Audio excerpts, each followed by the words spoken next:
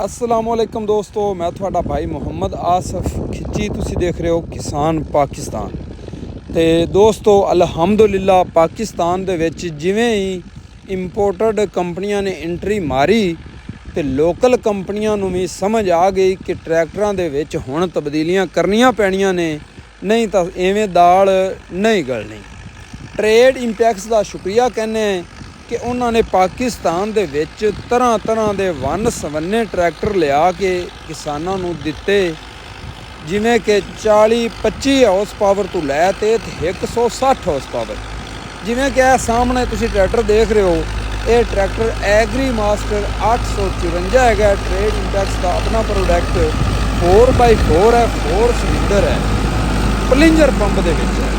Company जनाब पैसे तो लै रही है ना, लेकिन पैसों का हक भी अदा कर रही है कि कंपनी इस ट्रैक्टर के विच फ्रंट वेट दे रही है, पिछले टायरों के वेट दे रही है, हिच नाल दे रही है, कनोपी नाल दे रही है, AC कैबन का ऑप्शन दे रही है। तो फिर प्लिंजर पंप के विच ये ट्रैक्टर है। ये चीज़ां वेखदियां होया ना अपनियां कंपनियां नूं भी मालूम होया है कि साडे किसान हुण इस तरह की टैक्नोलॉजी की मंग करन लग पैन, तो सानू कुछ ना कुछ तब्दील करना पैना है। तो ये साडे दोस्त भाई जिहड़े यूट्यूबर ने, जिन्हां विच मैं भी शामिल हाँ, तो साडी मेहनत रंग लियाई है, किसानां दी आवाज़ नूं उजागर किया है। तो अज कंपनियां ने सब तो पहले न्यूलैंड ने मार्केट विच 850 ने एंट्री मारी है। तो वो ट्रैक्टर माशाअल्लाह बहुत अच्छा चल रहा है, लेकिन इत्थे ब्रेक नहीं लगनी। इंशाअल्लाह बहुत जल्द न्यूलैंड मजीद तब्दीलियां अपने ट्रैक्टरों में करसी, नवा मॉडल भी अगे लैके आसी, जिमें कि 850 4x4 भी आने वाला है।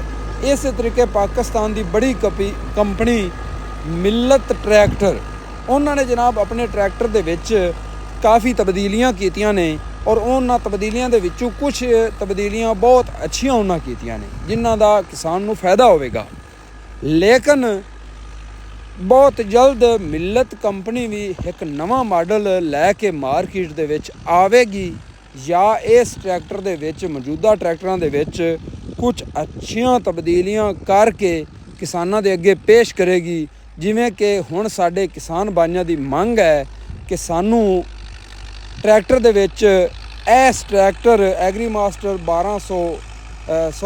854 इन दे तरह हाई लो मीडियम गेयर दिते जावन, PTO दियां 2-3 स्पीडां दित्तियां जावन, कैबन दिता जावे जिंदे विच ट्रैक्टर ते ड्राइवर अच्छी तरह बैठ सके, आराम महसूस करे। ठीक है ना जी।